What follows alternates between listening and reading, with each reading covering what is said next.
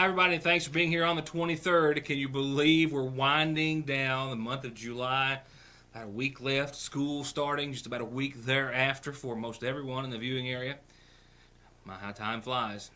In your forecast tonight, we've got not one but a couple of hits of cooler air coming. The first will be ushered in after some showers and thunderstorms late tonight into your tomorrow. We'll see temperatures fall thereafter, then rebound back to the low 80s for your weekend and most all of it.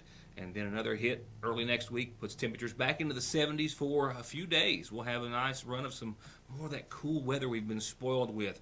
The trend continues, shows no sign of letting up, but I'll pinpoint in more detail your forecast for you in just a few moments. Headlines tonight include the case of a missing McGoffin County woman solved by the McGoffin County Sheriff's Department very late last night, as well as more details per the plea agreement which was released and made public in regards to the case of Morgan County Judge Executive Tim Connolly and Ruth and Kenneth Gamble of the company that they own here in Sagersville. Both of the Gambles changing their pleas to guilty yesterday. We'll tell you what details have been made public about the entire case and a lot of other news and information to follow, as well as a reminder about a big show coming up over at the Mountain Arts Center. And that's kind of a prelude of a report that we'll have for you on tomorrow. A couple of things out of the Floyd County Times I wanted to pass along of interest. The first, interesting to a whole lot of viewers because of a lot of people that live in the viewing area who are employed in the Highlands healthcare system.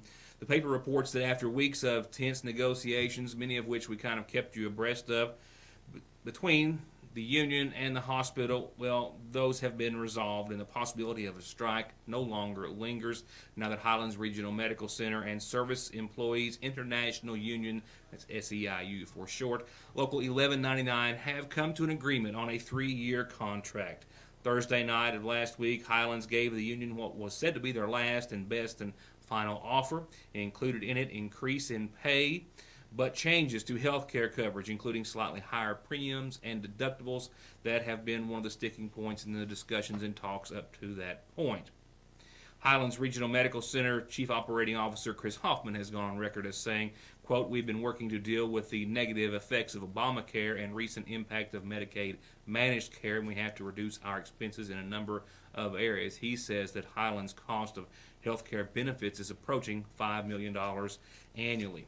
Now, the details of the compromise are said to have included across-the-board pay increases for each of the next 3 years, as well as hourly raises for employees and patient access, billing, phlebotomy, and ER assistance. For ratifying the contract, each union employee also gets a one-time bonus said to be $350 in amount. The new contract will take place immediately going into effect. Changes to the health coverage will not take effect until later on in October. The report made no mention as to one of the other big sticking points, and that was that health care was asked to be dropped for the spouses of those who were in the union, so I can't really attest to that portion of the agreement as of right now.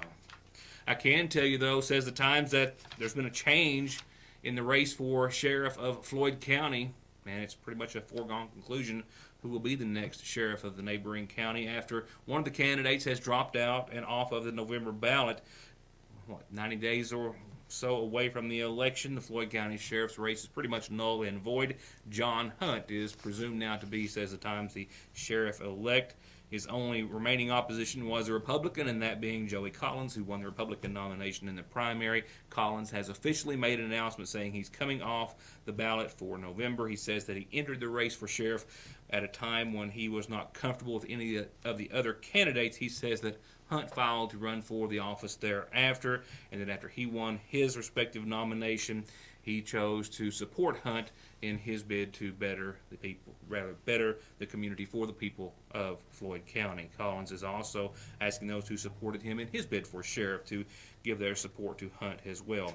Hunt has also praised Collins' decision, quoting Collins as saying, quoting Hunt as saying that he gives Collins credit for putting the county's welfare over partisan politics.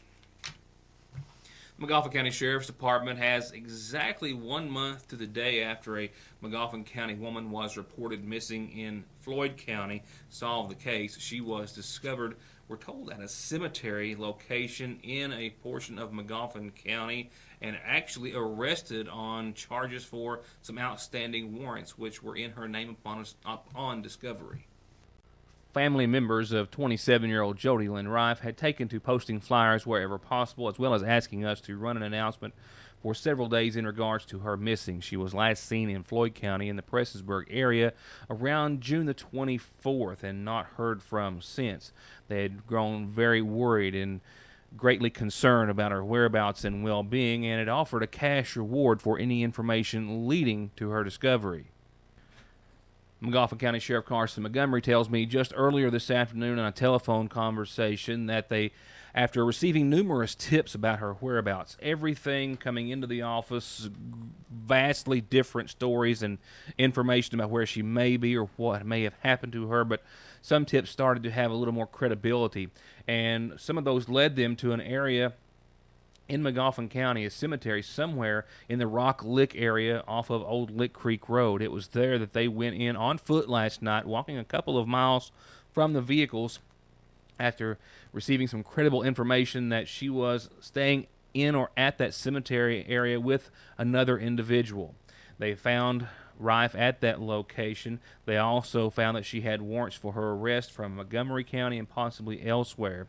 It's also possible that there may be some other ramifications pending in regards to her walking out of the Lane House in Prestonsburg as part of a drug court mandation or some sort of a participation.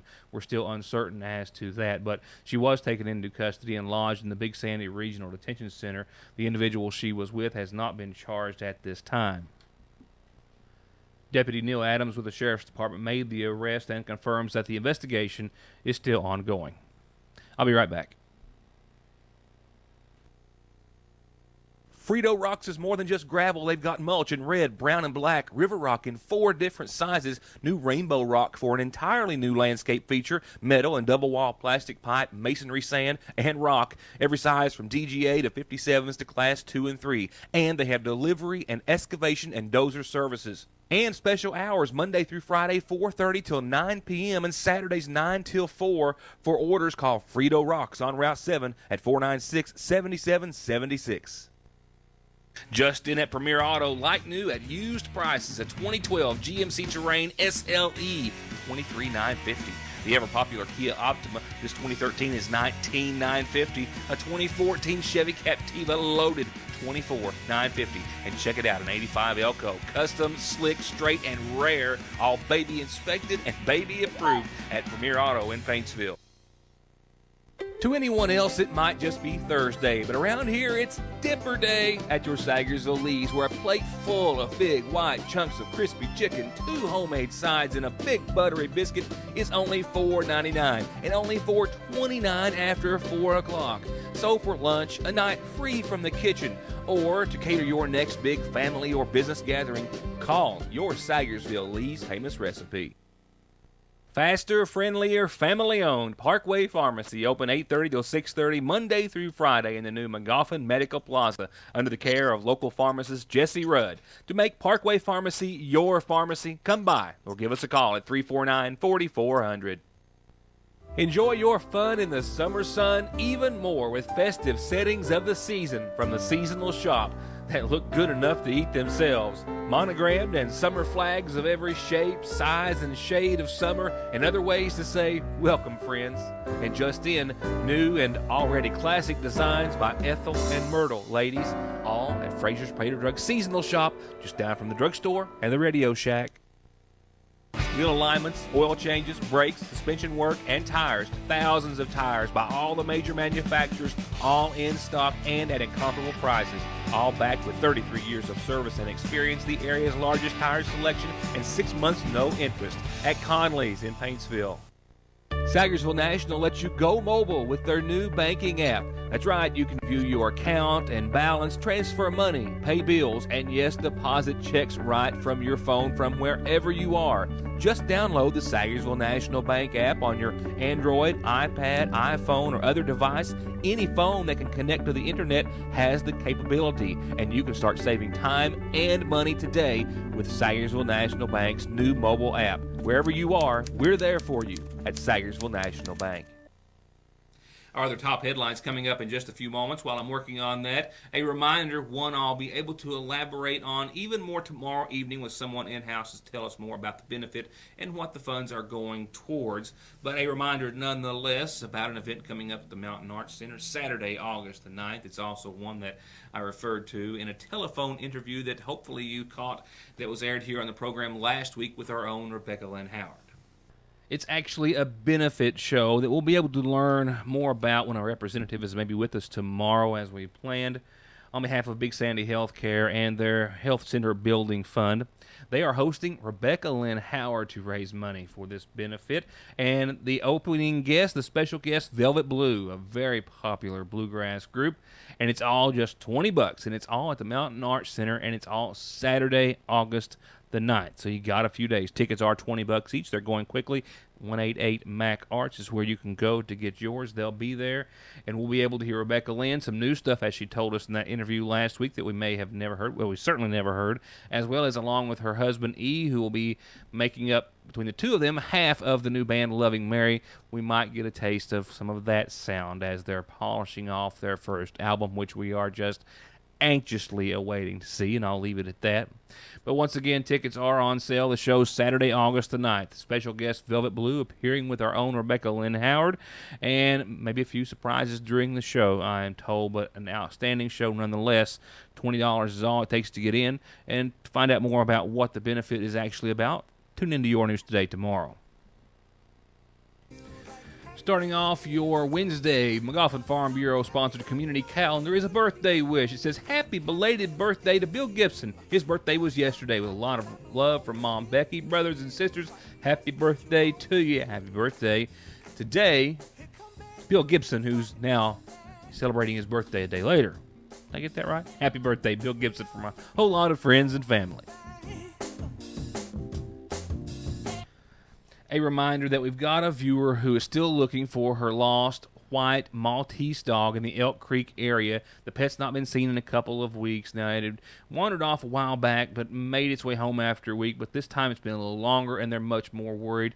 It requires special food and treatment because of some health issues. If you've seen an animal in or anywhere around that area which you think might be that lost pet, call 349-1064. You can always call us here at the newsroom. South McGoffin Elementary is having a regular site-based council meeting tomorrow morning at 9 a.m. Everyone is invited to attend, and they've also announced their annual back-to-school night to be held on August the 5th from 3:30 to 6:30, a great opportunity for parents and students to meet their teacher and visit their new classroom. They look forward to seeing you at both events. That's site-based council meeting tomorrow, back-to-school night, August the 5th. The Sayersville Grade School PTA is having nominations and elections. They begin at 5:30 with nominations. After the nominations, the elections will immediately follow. 5:30 in the school's cafeteria. That's the Sayersville Grade School PTA officer nominations and elections. That's tomorrow.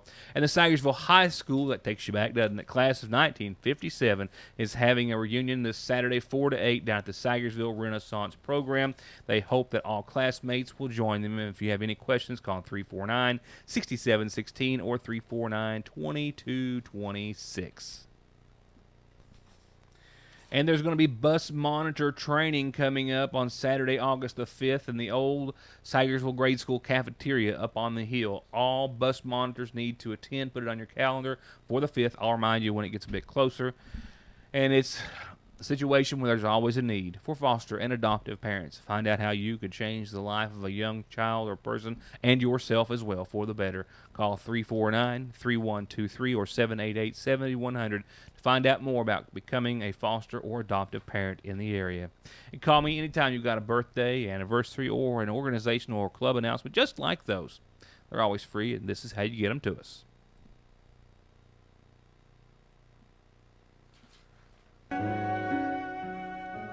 Turning to local and area funeral service announcements, 75-year-old Clarence Williams of Royalton passed away on Tuesday of this week, survived by son Brian Williams and daughter Valerie Faith Williams. Visitation is this evening. It's all day tomorrow and up until services. They begin Friday morning at 10 o'clock with visitation and services from the McGoffin County Funeral Home. Burial will be at the Williams Family Cemetery at Punchin in Royalton, once again all in honor of 75-year-old Clarence Williams of Royalton. Services Friday morning at 10 o'clock at the McGoffin County Funeral Home. And we've also just received word of the passing of 87-year-old Paul Eugene Lumpkins of Delphos, Ohio, formerly of McGoffin County. Paul passed away reportedly, or understandably, on Tuesday of this week in St. Mary's, Ohio. Arrangements are still being made in his honor and will be announced soon by the McGoffin County Funeral Home. Once again, arrangements being set for 87-year-old Paul Eugene Lumpkins of Ohio, but formerly of McGoffin County.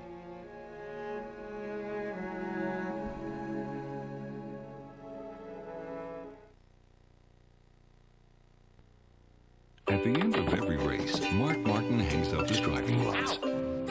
He hangs up his fire suit. And he hangs up his helmet. Which is when he picks up his phone and opens the ER Extra app. The app shows ER Extra wait times, locations, and more. It's the one safeguard Mark Martin is never without. ER Extra at Paul B. Hall Regional Medical Center. Extra fast, extra easy, extra great. You can be playing, relaxing, and enjoying your brand new lifestyle in just days with one call to Baker's Pool Supply. Over 38 years of professional installation at affordable prices on above-ground and in-ground swimming pools. Or if you're ready to open your pool for the season, you need a new liner, a solar cover, some parts, or the best in BioGuard chemicals or salts, Baker's is your full-service answer, serving all of Kentucky and surrounding states with complete satisfaction. And they offer financing. 800-633-7102 or bakerspoolsupply.com. Have you ever noticed how many insurance commercials and advertisements are on television nowadays? You can't watch your favorite program without seeing a little pig or green lizard trying to sell you insurance and get your money for their premiums. But let me ask you this. If you have been in a serious wreck, do you really think that you are in good hands of the insurance companies when you have lost wages, medical bills, and pain and suffering from your head to your toes? The answer is no. If you want to truly be in good hands, give me a call. I'm attorney Donald Wayne McFarland. Let me put my 20 years of experience in working to protect the rights of injured people to work for you. 349-9000. Regardless of where you want to ride, you can be riding on a brand new Kawasaki or Polaris for less at M&M Power Sports in Staffordsville. New Kawasaki's for the dirt, the street, or both, and ATVs and side-by-sides for every stage of enthusiasts to fish, hunt, haul, or play. And with rebates up to $1,300 and financing as low as 3.99%, it's never been easier to ride it, buy it, and start your next adventure at Kentucky's Power Sports Authority since 1964, M&M Power Sports. Hey everybody, join us at Sayersville Nursing and Rehabilitation Center in wishing your family and ours a very happy birthday this month of July. Happy birthday, happy birthday, happy birthday to you. Happy birthday to you. Happy birthday to you. Happy birthday, happy birthday, happy birthday to you. Remember when they invented the peanut butter cup? Bringing peanut butter and chocolate together. Pure genius. Well, the Sonom Enduro has done the same thing for wireless. Right now at Appalachian Wireless, you'll find the tough, dependable Sonom Enduro. This flip phone is great for the job or weekend warrior, but you can also access the internet and take great pictures with a 2-megapixel camera. Get it now, the best of both worlds, just like the peanut butter cup. Appalachian Wireless. Better service, bigger savings. I've now got some plea agreement details and sentencing information as it pertains to a McGoffin County couple and their company, a construction company that was embroiled in a situation that was reportedly ongoing for years, a situation of conspiracy and money laundering, says federal authorities, while one of those individuals stands trial later on next month, that being Morgan County Judge Executive Tim Conley. The two other defendants in the case, Kenneth Lee Gamble and Ruth Gamble, have both changed formally as of yesterday their pleas from not guilty to guilty.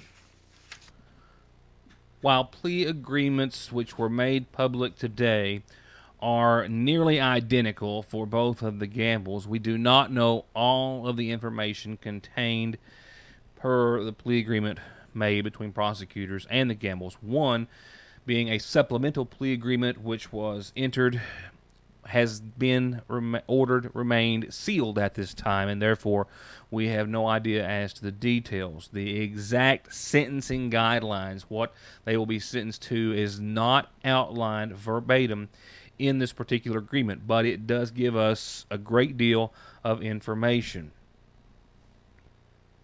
Beginning with the fact that out of the 6 counts of money laundering and or mail fraud that each of the Gambles faced, counts 1, 2, 3, 4, and 5 have all been dropped per the plea agreement, leaving one count, the remaining count 6, which basically has essential elements outlined as 2 or more people agreeing to try to accomplish a common and unlawful plan to violate Kentucky and federal law in regards to money laundering, and that the defendants both knew about the plan's unlawful purpose and willfully joined in this conspiracy to commit money laundering.